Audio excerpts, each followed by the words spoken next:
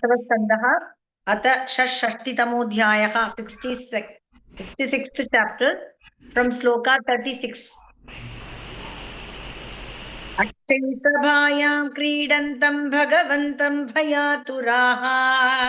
अक्षयसभायां क्रीडन्तं भगवन्तं भयातुराः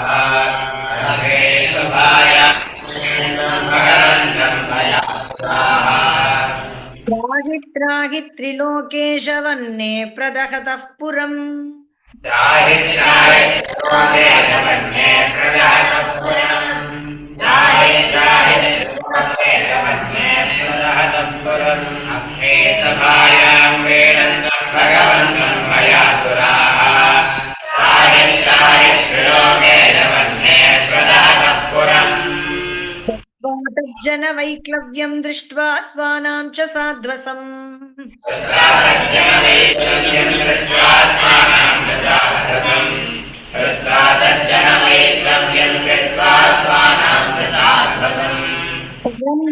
संप्रहस्याहमावैष्टेति अवितास्म्यहम्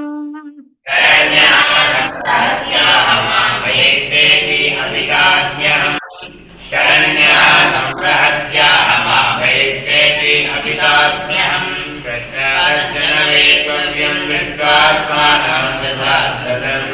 शरण्यः संप्रहस्याहमावैष्टेति अवितास्म्यहम् सर्वस्यान्तर्बहिः साक्षीकृत्य माहेश्वरीं विभुः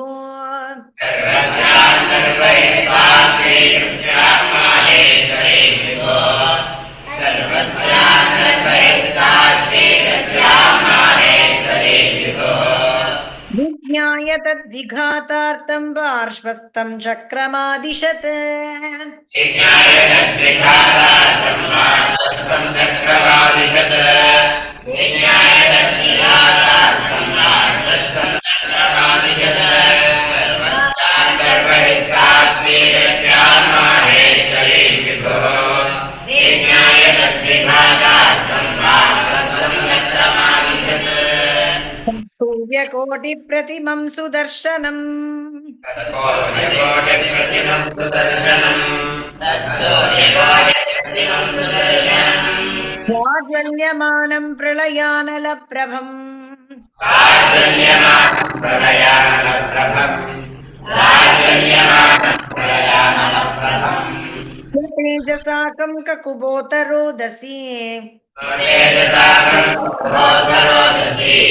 स्वतेजसाकं ककुबोधरोदसी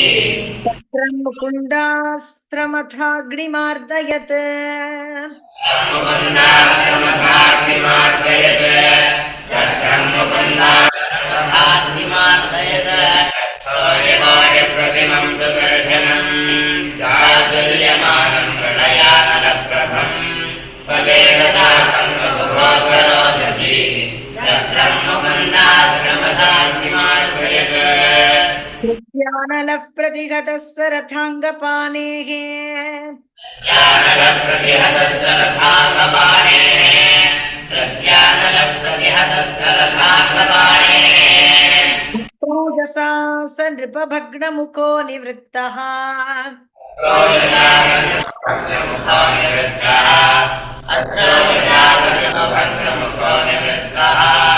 वाराणसीं परिसमेत्य सुदक्षिणं तम् वाराणसीं परिसमेत्य सुदक्षिणं तम् वाराणसीं परिसमेत्य सुदक्षिणं तम्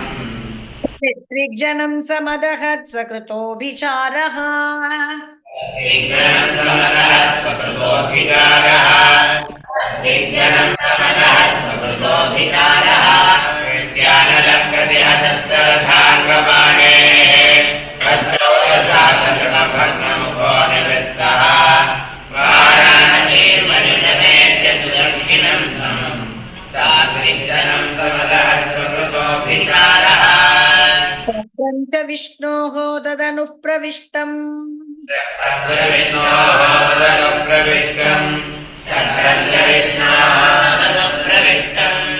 वाराणसीं साट्टसभालयापणा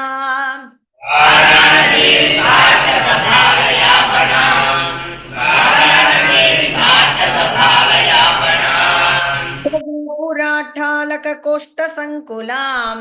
खगोपुराकालककोष्ठसङ्कुलाम् कोटहस्त्यश्वरथान्नशालाम्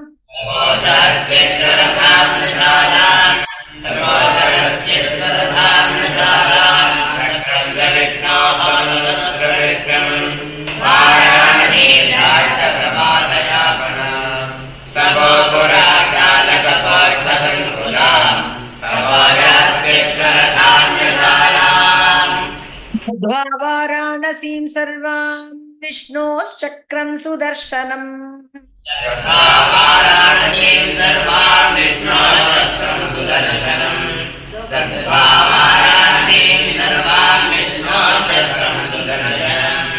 भूयः पार्श्वमुपातिष्ठते कृष्णस्याक्लिष्टकर्मणः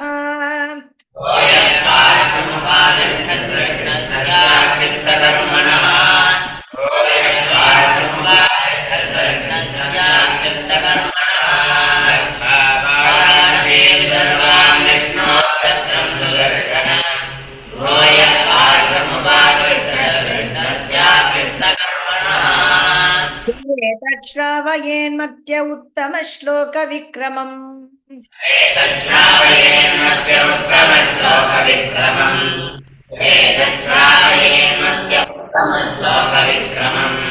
समाहितो वा शृणुयात् सर्वपापैः प्रमुच्यते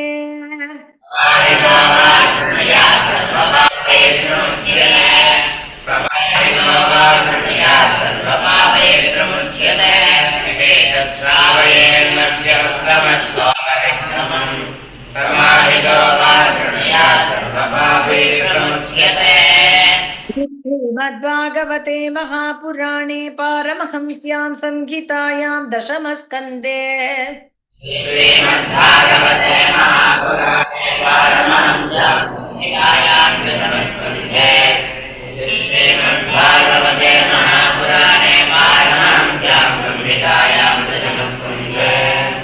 उत्तरार्धे पौण्ड्रकादिवधो नाम षष्ठितमोऽध्यायः।